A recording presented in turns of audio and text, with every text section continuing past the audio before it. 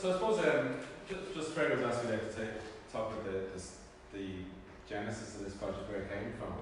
And for me, what struck me about Fela, first of all, as my area of research is on representations of working class life, working class literature, playwrights, people like Sean Casey, Brandon Dean, Sam Thompson, etc. And what struck me about Fela was how little was written about it. When I went to look and see if there was anything written about Fela, I didn't do any academic research on Fela. Was little or nothing. And that kind of doesn't make sense in the context of what's been written about festivals generally on these islands. So there's an awful lot of research out there on, for example, the Glasgow City of Culture, the culture-led regeneration of Glasgow, the same with Liverpool, etc. And some of that has been overblown. For example, some of the stuff that's been written about Glasgow has talked about the culture-led regeneration as if it's completely transformed the city, when in reality there's still endemic poverty and unemployment and all those other problems. But at the very least, there's been an awful lot written about how important festivals were in terms of changing the presentation of cities like Glasgow that were associated with crime, for example, or with poverty, and showing what talent was there, etc. And in that context, it seems very strange that the most demonised urban area on these islands, one that suffered chronically from unemployment, inequality, sectarianism, state violence over the last 3 decades, that has had the most successful community festival, or one of the most, certainly. You could put it up there with something like the Notting Hill Festival in London, something that emerged from race riots, for example, very similar, but again, not written on that. And there was nothing written on Fela. So, to me, that kind of that illustrated something, not about Fela, but about academia, and the relation of academia to areas like West Belfast, or more specifically, to things like Irish republicanism. The taboo of going near something like Fela for respectable, for the powers that be, for people who are working in those areas of policy making, etc. Of talking about how successful Fela has been, of talking about how enormously popular it's been, and the amazing story it has in terms of conflict transformation. People didn't feel comfortable telling those stories. And of course, that strikes to the heart of the festival itself. When you talk to people who, and Fred does an awful lot of interviews with people who are involved in Fela, one of the things that emerges is how people at first were afraid to come near West Belfast. How a lot of, you have the stalwarts there, people like the Brush Shields, the Christy Moores, Robert Ballard, people who came to Fela at the start, who were famous in their own right and quite well known, who were willing to take that risk of being associated with Republicans.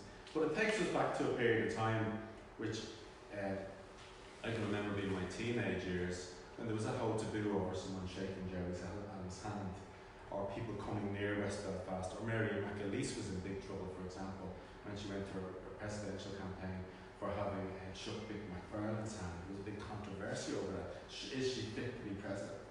So it's almost hard from this distance to put ourselves back in that context when people were so demonised here that they were considered almost, this area was considered a contaminant, that it was a danger being associated with this area, with Republicans in this area, with anything to do with this area.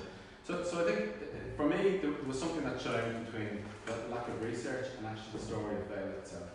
And Fela managed to transform perceptions of West Belfast. It managed to take a discourse of demonisation, of vilification, of dehumanisation, people being talked about as beasts. I have a piece there, I won't read it now, from The Guardian, for example, by a guy called David Hurst. He wrote a piece in The Guardian in the aftermath of the Corporal killings in Andersonstown. And what's striking is that in this liberal newspaper, which is trying to be ostensibly understanding and trying to be, in some ways, at least intelligent in its views of what and its analysis of what happened.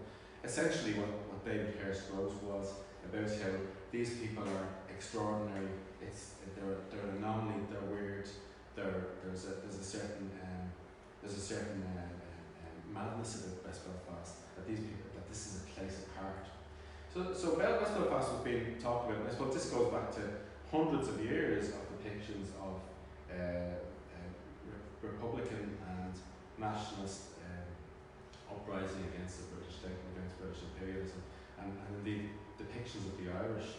And we go back to the Punch cartoon, and when we look at, let's say, research being done by film critics like John Hill and Martin McLuhan film, that the Irish were being depicted as the simian, the ape, the beast, and that this was, you know, even when you're talking about a newspaper like The Guardian, they were still repeating that in the late 80s and talking about the people of West Belfast, that there was something not quite normal about them, and this is why this violence was happening.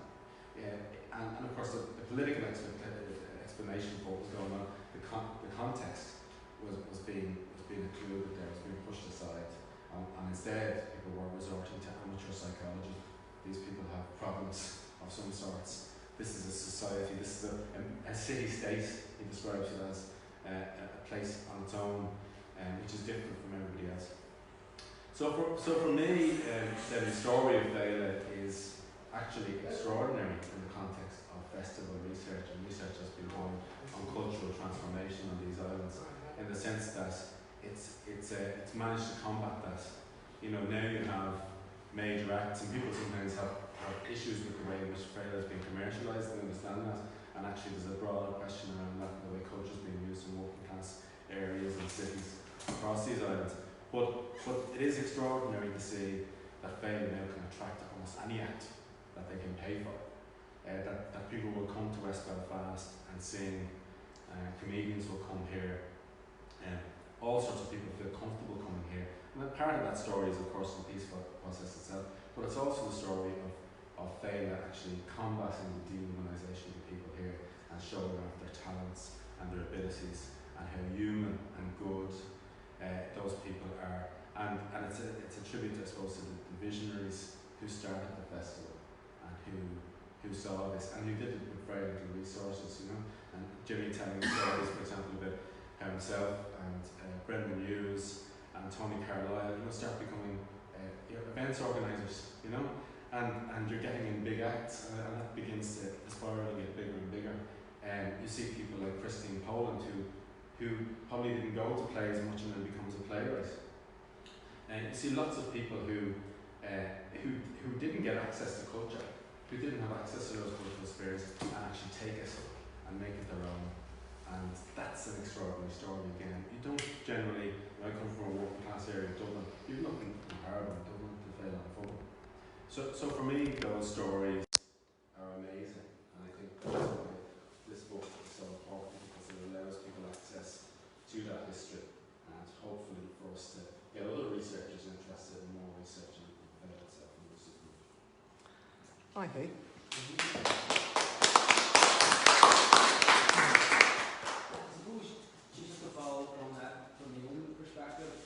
My interest in the project was as somebody who lives in West Belfast, who comes from West Belfast, who grew up in Fela, who knows Fela, and at the same time didn't know the half of it. And that's one of the things that the South America spoke about, the amount, the scope, the scale, the diversity of the projects, the impact it had on individuals.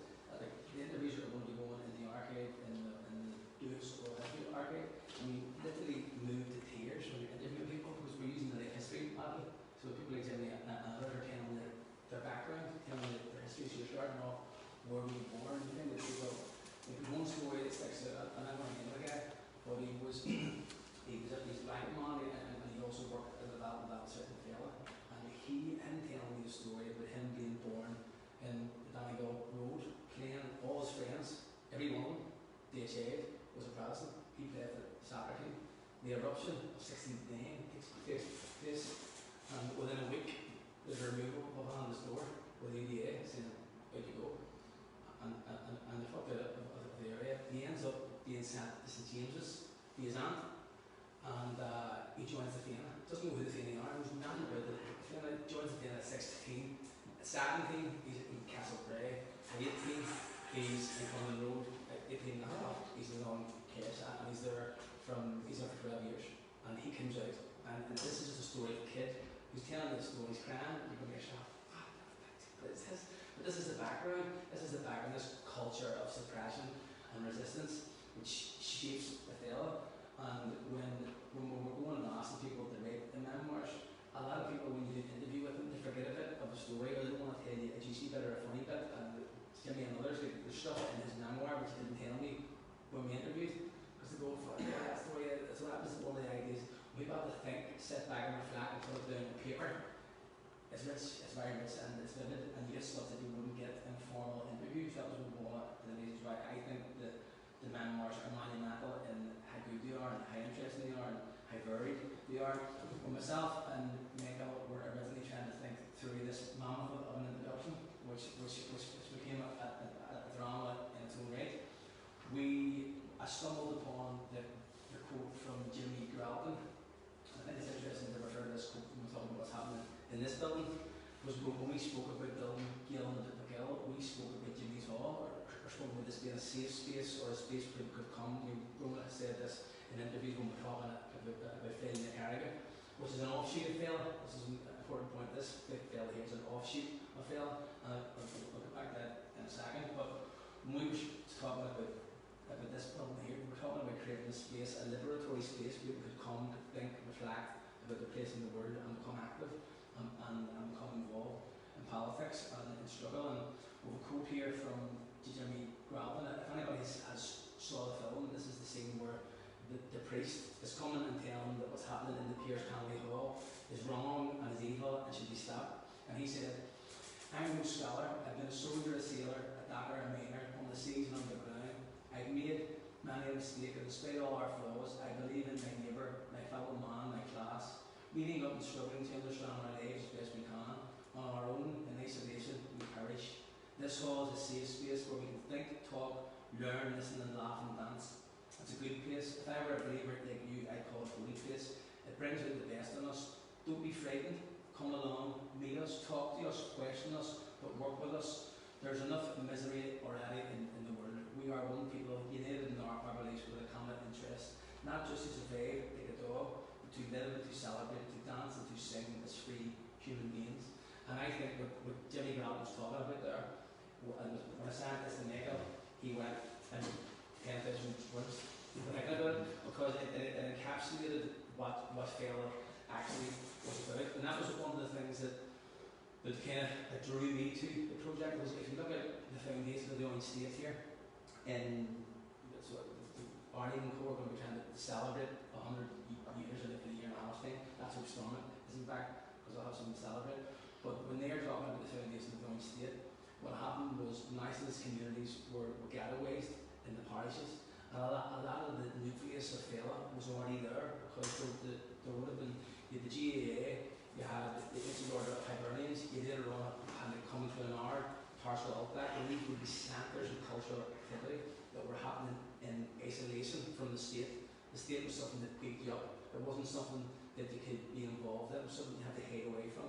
And I think that was the nucleus of what happened in these areas. So on the 15th of August, there would have been bonfires on, what was the name? What was the? It was Feast Day of The Feast of the Night, and you were going down for the religious festival. But Still celebrating Derry. there was a bonfire, and there would have been cultural celebrations in areas like this. But if you fast forward to the destruction of 69, and myself, I had a conversation with Jimmy and Dave about this, talking about how everything after 69 has changed dramatically, and nothing would be the same after that. I have a quote here from Kieran DeBarra, who prefixes the Upper Springfield Community Festival, which you see over here, which took place in 73 and in 74. He prefixes this with what became known as Operation Motorman. And he was spoken to now about this, and people will talk about how Dermot Hill was the snobby heartlands. But when Operation Motorman took place in July 72, it was a great offensive, and it was brutal of other offensives. And when they came into the area, their policies was based on the work of a guy called Brigadier Frank Kitson, who had specialised his counterinsurgency policies in all over the world. But when he came here, eventually, he had wrote into a book, Low Intensity Operations, and he talked about destroying the morale of the community. So, to borrow talks about it here, and he says, Operation Motorman happened in July 72. It was shocking. People were rushed into Saracens, taken away to interrogation centres. People named up spread eagle. It was appalling. People were shot and killed on the slightest of a pretense. The Motorman battered our area. It was based on Brigadier Frank Kitchen's counterinsurgency ideologies, and the idea was that if you could destroy community interaction, you would destroy the functioning of the community until everybody's sole purpose was self-preservation. However, it didn't work. People were incredibly resilient, and they turned the most horrendous experience into a form of dark humour. There was no weapon against that, and guns don't work against that. Now, if you contextualise that, we're doing an event tomorrow night about the Ballymurphy massacre. You contextualise tonight, sorry, tonight. We're doing an event about the Ballymurphy massacre. If you contextualise that as taken was a community under siege, and I think that if you look at what was outlined when Father Des and co talked about organising the Upper Springfield Community Festival, which took place in 73 and 74. And if anybody has the pleasure of seeing Tony Adams play on Friday, a plug, Joe, Nick, Peter Pickettson, the play on Friday refers to some of the interviews and some of the narratives where he talks about how that festival took place, and about how that there was a makeshift, there was a ceasefire, and how local people had been called to the Brit barracks and asked them would they have a ceasefire. And Father Des described, he wrote the foreword to the piece. Are we done reading that out? Yes, yeah. Can you put your hand on there? No? Yeah. He's with that. So when Martin Keenan, David Spices, came on board, he came on board and I showed him the Father Des quote. He says, I'm going to like that. Make it back. He says, I'm going to hear that. He went down and he sat there and was going to Father Des reading this quote. But he talks about the festival being a cooperative effort. Here, do you want him to say it himself? Have you got him? Brilliant. We're willing to win this. Formation of the West End. That's festival. A festival is a very happy event.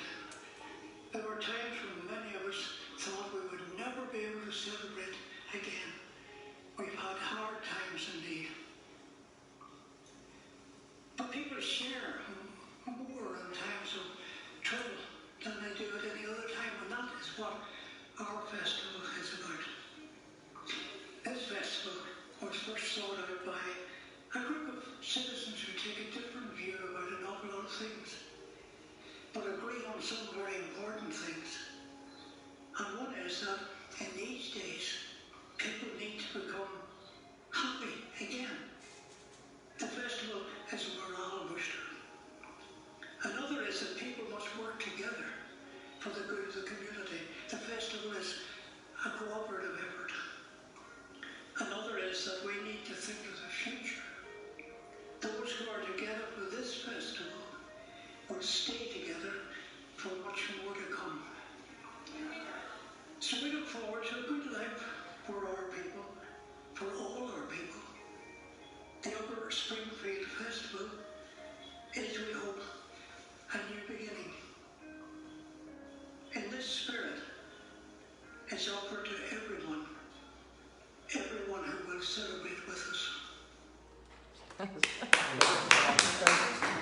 So again, but there's the 73 and 74 festival was instrumental in what would come thereafter. Now we'll have a bit of work in the introduction where it talks about the theatre project emanating from that, the Come Grumble sessions that they would have had, and then I think that parallels with what happened. I know we've talked about this often in terms of arrogance. I need to be able to talk about this in better detail than me, but the anti-Hitchback struggle and the anti-Hitchback campaign from the late 70s to the early 80s embedded this culture of political activism, political campaigning, of organising locally.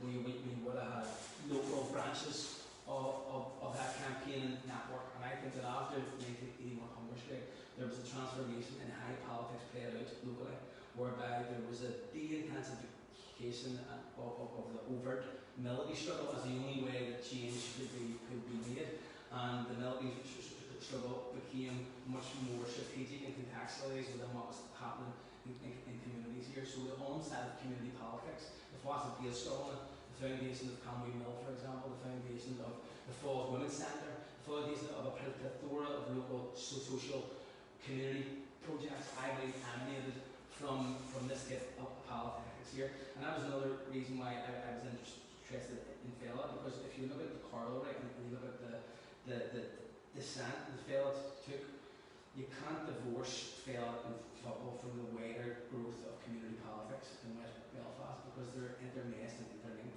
So Fela, and I can remember asking Ma about this for her opinion, and she described it as a project that was the saving of us.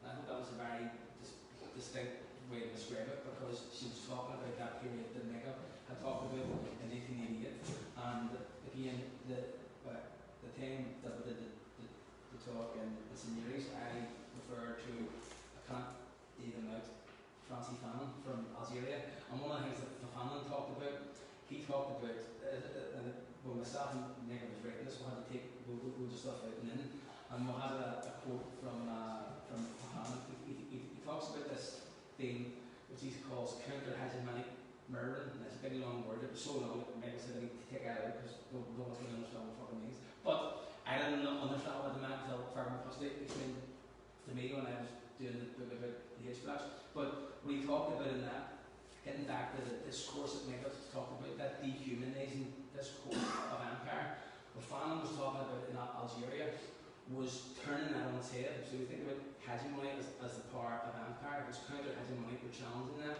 But if you're doing it through mirroring them, you're copying their strategy, but turning it on its head and putting it back in their face. And what he talked about was, he would have talked about the glorious sages of our leaders.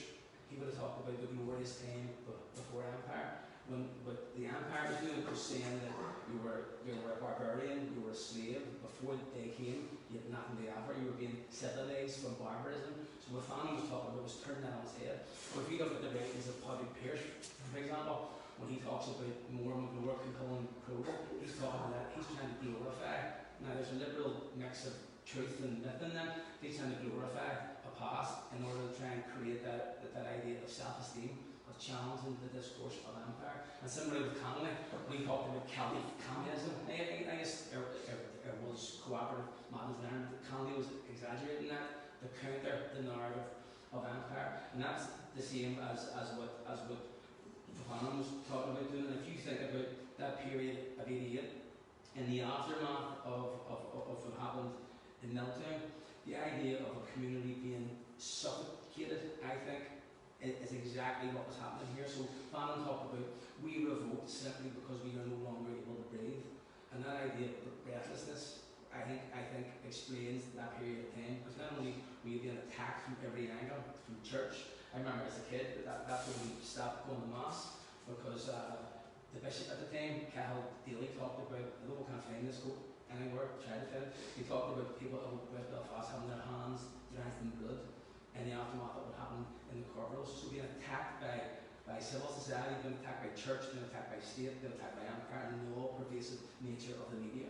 And the community striking back, fighting against that, by countering it, and ultimately succeeding in that, is I think what is most remarkable about the fellow. And that's what Fanon is talking about. He talks about, when he talks about the elevation of what he describes as cultural representation, it's about reclaiming and reframing a positive self-image which forms part of a construct to the discourse of empire. So you're just reframing it, changing it, and turning it on its head completely. And what happened was, and this is indicative in all the memoirs, is with all the early activists, and Jimmy will be able to talk about this better than myself, what they were all surprised at was the response. They never knew it was going to be what it ended up being. The idea was to pool a festival. There was festival taking place, there was stuff taking place from the early 80s, there was stuff in St James's, there was stuff in Albion.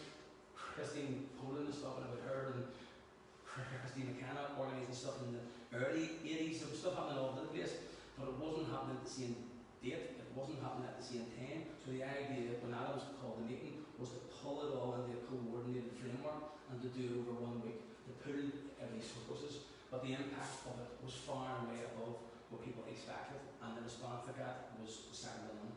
So on that note, I'll hand over to one of the founders. I'm just going to read this paragraph. It's for me that sort of encapsulates just of the pain. Our 4 years concerts were to take place in Amersham Town Leisure Centre, and we decided in our wisdom to hold up outside on the football pitch. We were joined by a great band of volunteers, not of that kind. Led by John O'Carroll, who set about building the stage, which was a health and safety nightmare.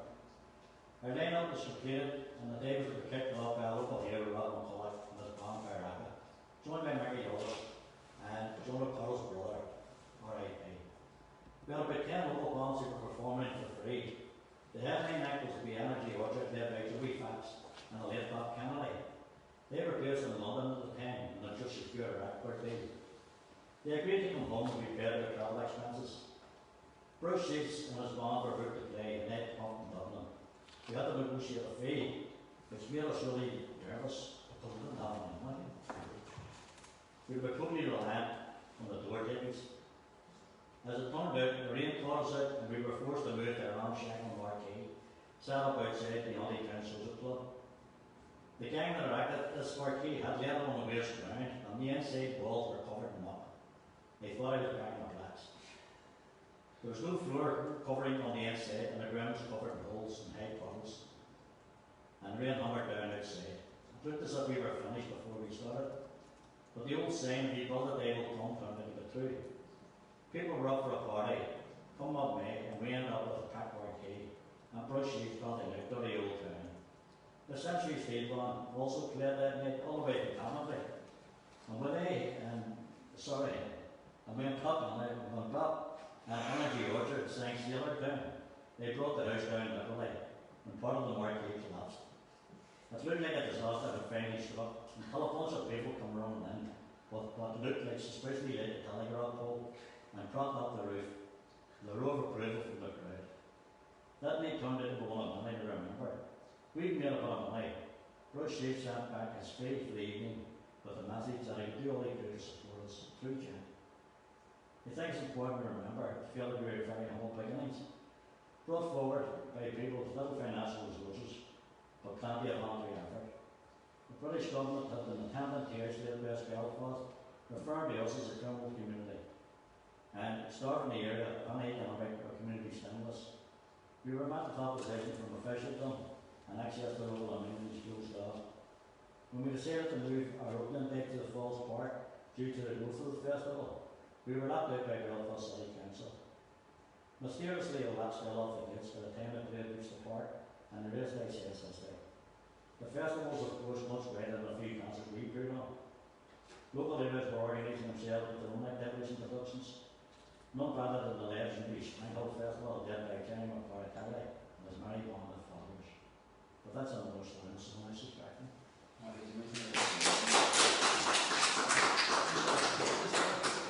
It's interesting to me at the end of it, they're talking about Springhill. We had an event here earlier, it was on Monday night there, where we showed Martin's short documentary about the Springhill Festival, which was part of our Waiter project. And we're talking to some of the Springhill people, and there's a wide sense that's in speaking to them of disillusionment about the way Fela has went, and there's a way to debate on that. It's not, and Michael had referred to this in the introduction, when we talked about how the original project talked about the festival coming from conflict to peace, and how it changed the dynamic once funding comes, once it becomes commercialised. And it's kind of navigate that complicated terrain that you'll lose people on route. Maybe there was an element of nostalgia to some of it, because we have Barnum here who is still in 1988, but in a good way. You know what I mean? So it's an interesting debate, because one of the things that's taken place in recent times is Fela McCarrigan is a political organised festival that we've been having here for the last 10 years, but it's kind of developed its own identity over the last 6 or 7 years. Then you have Fela McCarrigan Corner, which we've been working on with Joe and Mick, and which we were doing in May, which we were kind of talking about locating it within the context of the mental health epidemic in the area. crossing project with 2 years in a row of amazing weather. People can get out in the open air, they can walk in the mountain, they can walk Falls Park, they can do things like that, and that had stimulus, but no matter what way I look at it, and Phil themselves have admitted this to a person in the interviews that we carried out, that a lot of that community-based dynamic has been lost. And there's various reasons why I think it is, but the important thing to remember is that there are two different time frames, right? And that people on their stage will react in a different way than people who aren't. Right? You know, you hear people stories, you hear other people talking about the Second World War, everybody come together and all the rest. Right? You know, conflict and people on their stage, you know, automatically starts. Community shows in themselves and you get a tighter community. Right?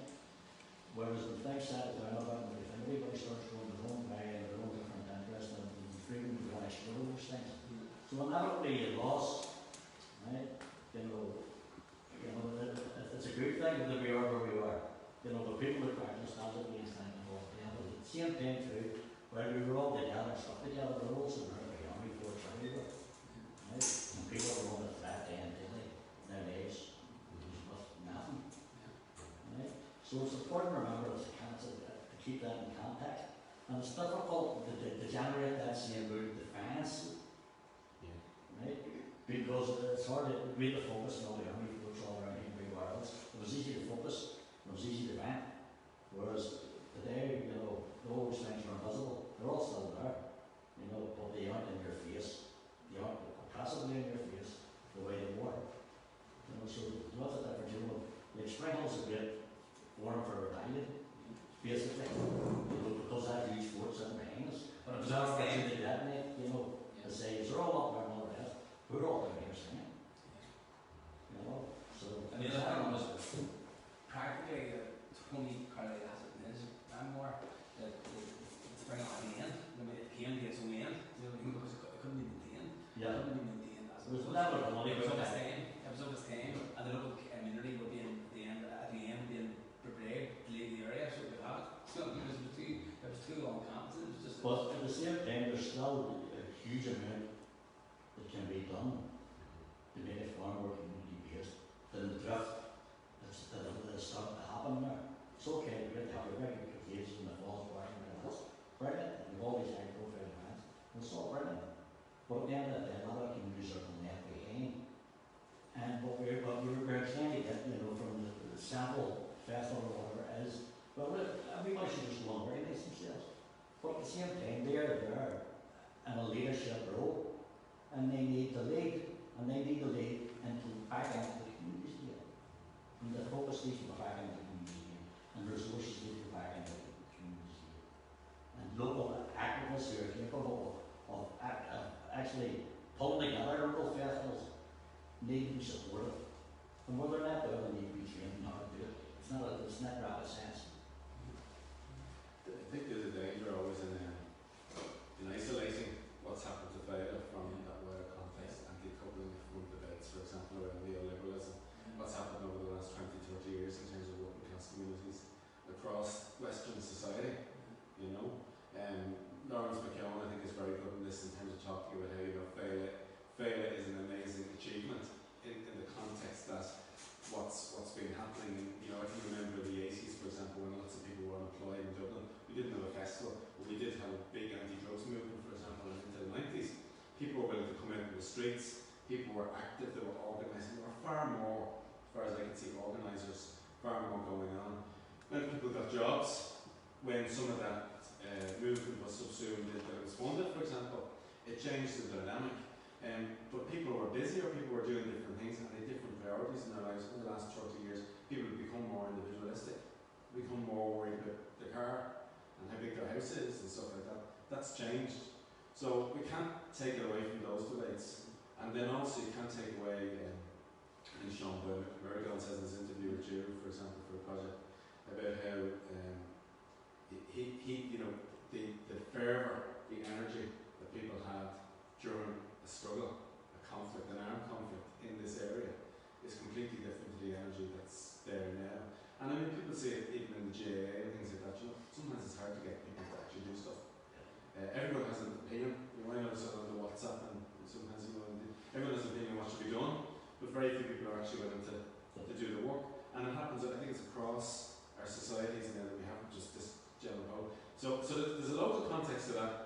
this was a hotbed, a hive of activity, political activity. It still is in many ways compared to other communities, but it's inevitably that's going to lessen in the years since the armed conflict ended. And in a wider context, that working class communities have been devastated by neoliberalism and an ideology of individualism which has affected every part of There's their another lives. point about neighbourhood time also. The fair market to me. Thanks very much. What are you doing next?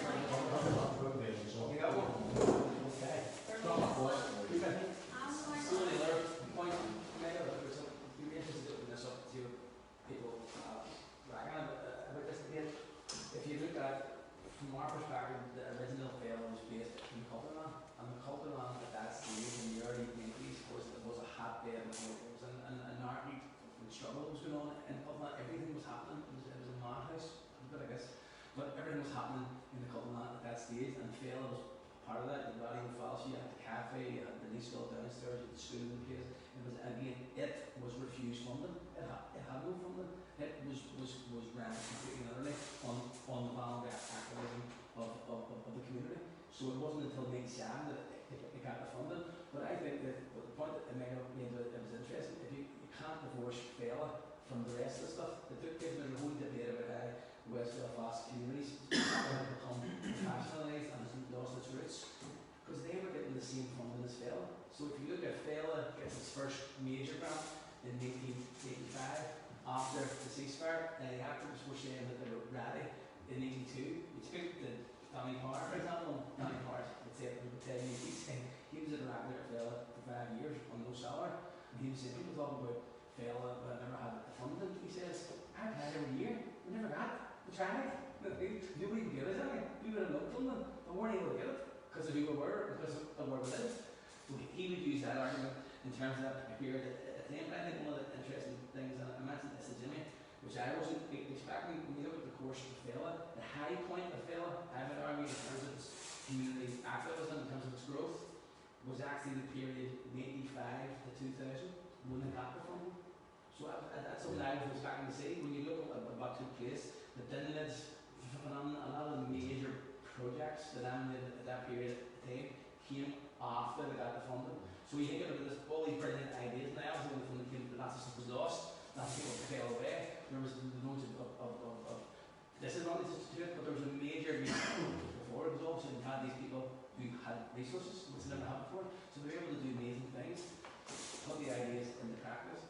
But then, as Jimmy was saying, once that begins to peter out, how do you keep that dynamic? Was it the funding you were saying, like in terms of after the ceasefire and before and after the Ukraine agreement in 88, they were coinciding funding coming in terms of the respectability and acceptability that was coming in as well with the maybe overt resistance was doing them because of the peace process, because of the funding, or the fact that overt resistance wasn't happening. Yeah.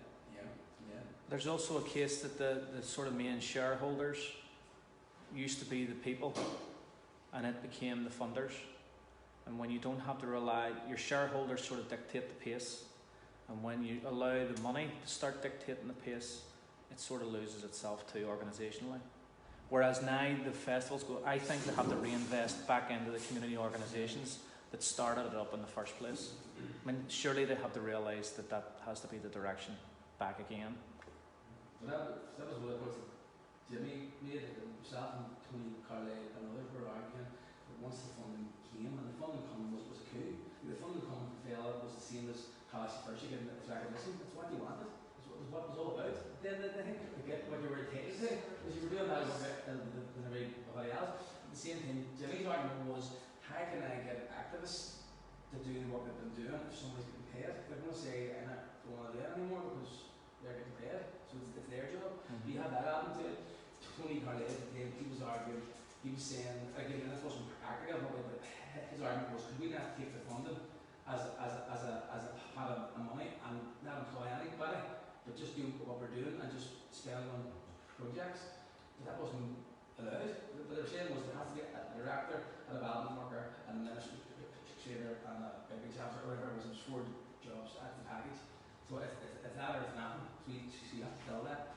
And that creates that whole debate at the time. But I was thinking, to go to the point, you were making it was interesting, it's because I think in negative talking about is that after the ceasefire, there became that idea that people could come out from behind the door. So there was a growth of activism anyway. People were saying the war's over, but we can now focus on a lot of this other stuff. So I think that there was a new energy that came. I suppose the 94 to 2000 came out of people actually coming out behind the door.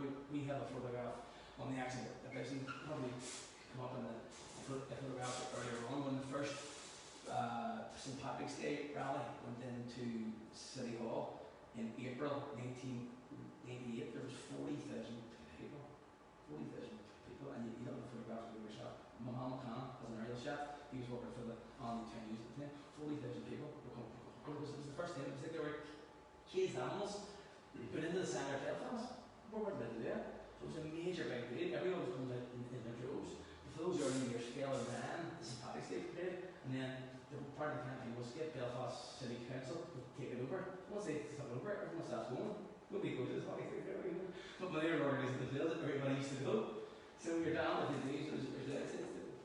Well, yeah, there's probably a range of factors. Like, I hate to give Tony Blair any credit or anything, but there's a recent book by Robert Jewison called Cultural Capital, and it looks at the investment in culture over the last 20 to 30 years.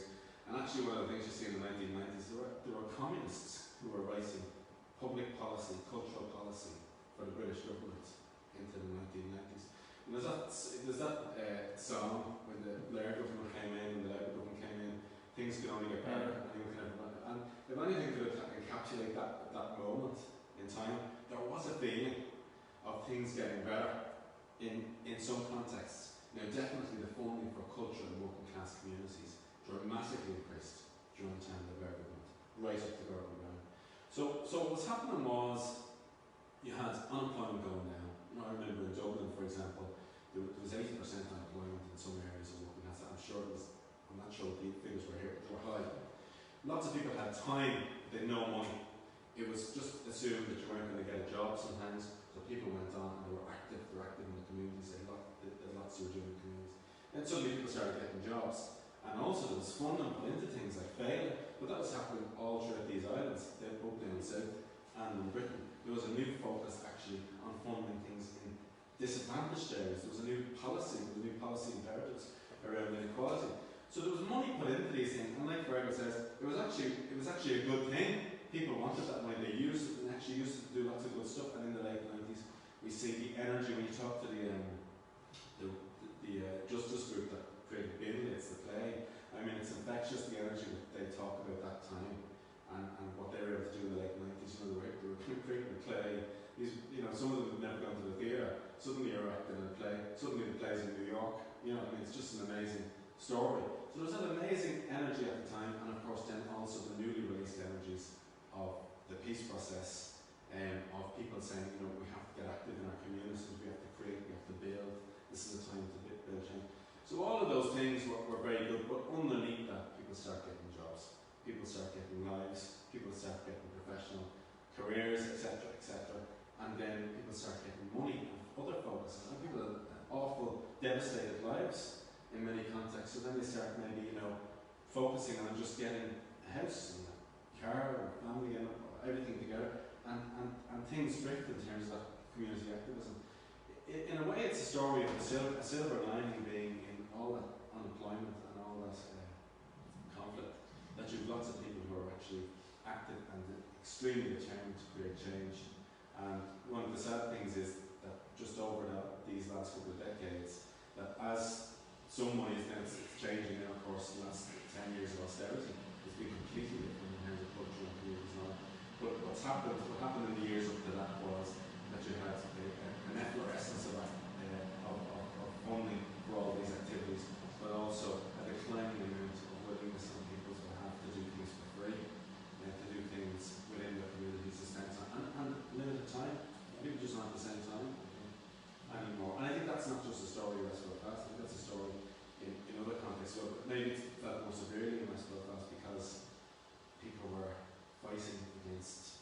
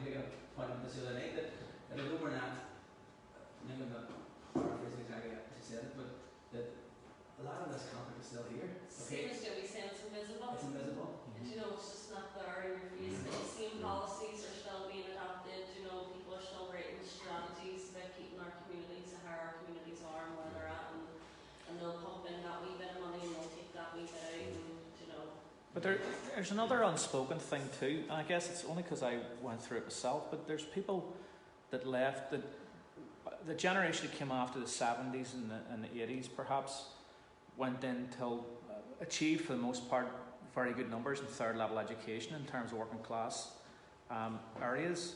But I have a feeling that quite a few of them emigrated, to be honest. And we had another talent loss again, right? Because you had the boom and the bust. And a lot of those young people could have stayed on and maybe informed that what we're sitting in now have left as well. And they probably could have informed our politics or at least our structures a little better. But again, the austerity has kicked in too. And to me, we lost another wave of young people. I mean, how many people has cousins in Australia or, went off to America? There's quite a lot of them. But nobody's really speaking about the next loss again. The thing is, even just that little bit of mobility, I knew a lot of people from Finglas, an area I used to teach in Dublin, and we lived in Ashbourne, which is out in Leigh, but it's up the road from Finglas, and a lot of them just couldn't afford houses in Dublin anymore in the 2000s, and they went out there. But, a lot of people who were motivated, who, let's say, went off and got a job, or tradespeople or whatever, they moved out to Ashbourne. And what you're having is the depletion of that community, of its human resources. You know what I mean? People who are active, people who are energetic, people who might have been a coach in the local GAA club, who might have done this, that, and the other. Or quite simply considered that they'd served their time as well. Yes. And they want a bit of peace in their lives, and they don't want it here. Yes, yeah. Which is fair enough. But I think the point you make about funding and what's attached to it is important. When you look at all the policy talk and all the ideology that's underlying funding for our festivals and cultures, it's all these buzzwords of urban regeneration, etc. There was a play done in 2004 by Brian Campbell, who was a playwright and actually was involved with Lawrence McKinnon and Philip H. Trey. And it was called Voyage of No Return, and in it he depicts a young man it's set in precisely that period, 1996 I think. It's set in, and it depicts a young man who's a tourism executive in Belfast, and he talks about tides on the up, and he talks about how we're not oppressed anymore. I've often heard this term being bandied about, Tar Law Talca, but when there's lots of suicides in West Belfast and there's so much economic deprivation, I don't think our law is Talca at all. But the guy is the personification of that kind of propaganda machine that's been going on, I think unjustifiably for a good number of years.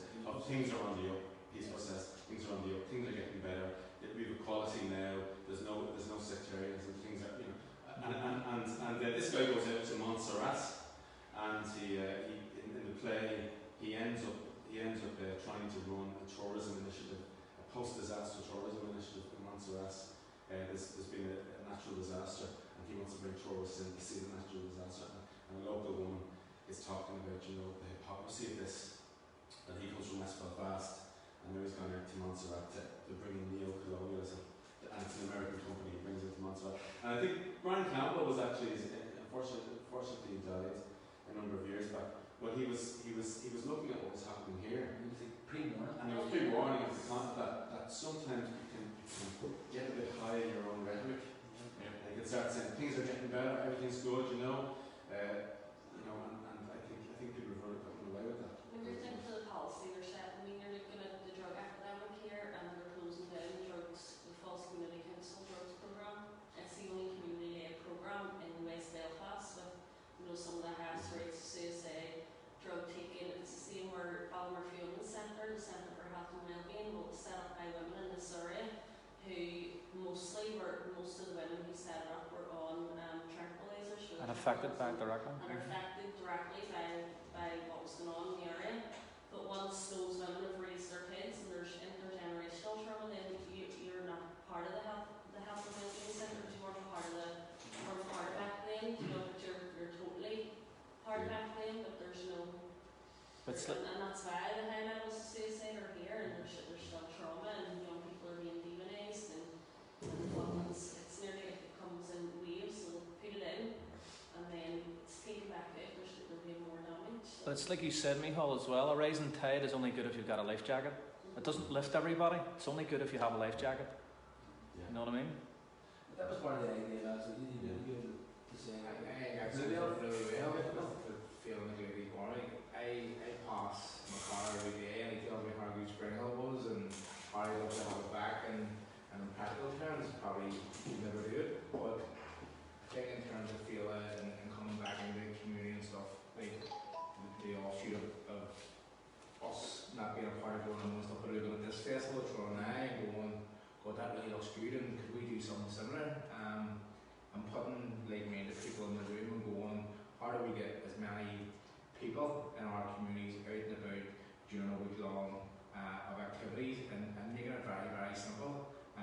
Some of the feeling like meetings are the best to be at in terms of it's a bunch of people around who want to do stuff and going, right, here's a date you want an event, and away we go. And going from, I'm not too sure many people in the first year, but over 1,000 people in the second year, and how it's going to get bigger. And I think feel like maybe look at some of the stuff that we're trying to do and piggyback on the back of it. that was one of the things too that I was trying to say in my car, and Ordia and there was committed to host a meeting in January. I don't know.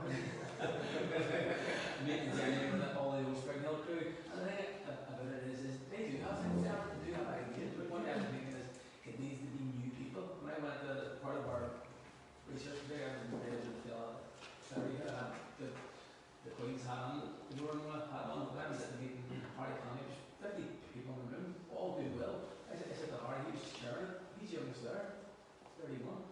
Right? So there needs to be a new generation who are brought up with fellows. You don't know about fellows, that's ancient. They have fresh ideas. And I think that the goodwill's always there. If you look back at fella, and this is the point that I was making to Jimmy, and he was agreeing with this, in the early years it wasn't centrally coordinated. Now it was coordinated help, that's the point he's saying about a fella centrally having to take a lead and support. But the dynamic was about happening locally. So nobody asked them to do it or depended on somebody centrally giving them all the help. They did it anyway, and then they got the support. So I think that the point that he was making, if you build a day will come, if you build it, it will happen. If you want to fail, and then a bit of plan and support, because ultimately that's what they want. They know they're limited. They have a £1 million budget, 4 staff, 5 staff, trying to do a million things. They can't do it, it's impossible. Now obviously it would be great if you could focus one or two of them on that element, but in the absence of that happening, I don't think there's anything to gain from standing around for another 10 years saying fellas should be doing this and fellas should be doing that. People have to do it themselves. And then in my experience, fellas are right open. They're right open if you go to them and say, we're doing this, help, you know what I mean? But at least it has to come from the ground up. It's not going to come from the central funding part, at least it comes from rooms like this. That's why I was just thinking about film and Jamie Gorman. I think it's one of the most probably important films because the film was a thing of its time and it grew from the experiences of people who were living in that time. It was a product of what they were going through. People from that generation aren't going to come up with the ideas that we need today and the realities of the issues that are happening today. So film like Jamie Gorman is doing the opposite of Facebook Live. It's walking around a park, it's going on the moon, because these we know that it's doing damage to our kids, it's doing damage to our heads, it's affecting family time. So we're trying to address the issues that affect our lives. That's why I'm thinking we can draw inspiration from film, but it needs to come from the future parents or the parents of our age, because they know the issues that affect our lives. So that's why I feel like Women is based around your mental health, positive mental health, and that's something that is naturally from an issue that is an academic industry today. And that's why it's something growing out from the experiences that we've come up, and that's how it came about. Now, it's not only film and football, not only nothing like film and football and doing maybe anything that film and football did, but it's the same motivations of wanting to help you right in 2019. And that's why I think it's a very important. Joe would make the other myth as well, I think it's exaggerated, and I spoke to some people in the field about this, if people don't want to know anymore, and you want to ask them, it's not my experience, and you did, it's not else. You want to come to sports and football, and you network hundreds of kids every age group. Do you want to do something? Yes, come on, all over it, man, hundreds of them. I mean, no money, no funding, no nothing. They get what happens. But as soon as they were asked to jump at it, people want to be involved in it. If you go with a positive attitude and a can do attitude, people will be all over it. One of the biggest success was with American stuff is bringing CSP in and making them feel a part of it and going, look, this isn't ours and it's not more organisations, it's all everybody working together. I know that sounds a wee bit airy-fairy, but it's about making it was theirs, they felt a part of it from day one, and 100 people on the mountain that probably that we wouldn't have got unless you had against the problem I anyway. think they'll have a big massive pot of money. They're helping us. Yeah. Everybody, we're going, we're big, steel and borrowing off people that go here, come into the hand parts at work, so there's only, I think that as bringing back to the digital government sees feel that last minute is something good, people come back to it and make it thing happen. Everyone here, everyone here to control this. Yeah, likewise, That'll be, I think, I think we were speaking to the Hacker and Amazon Net and all the world from Springhill. The best events that they spoke about didn't cost anything. And they said, oh, the best events we have is water room thing, the thing, none of the events ever cost any money. But it does cost time. You know, we can never forget that like, we're in a society now where, like I left university down south after 9 years in university with a single bit of debt. They'd actually given me money to do stuff. I actually probably wasted a lot of it. But like, you know, now you're looking at young people, like a lot of undergraduates when they're finishing the degree, would say to me, you know, ones that get the force, they're brilliant, and I say, well, I don't know if I'll do a master's because the cost, and that wasn't something that really entered my head. The young generation now have a really bad deal, even when they get into jobs. I saw a survey of teachers there the other day in Britain, and 2/3 of British teachers surveyed said they would leave their country for a job elsewhere if they were offered it.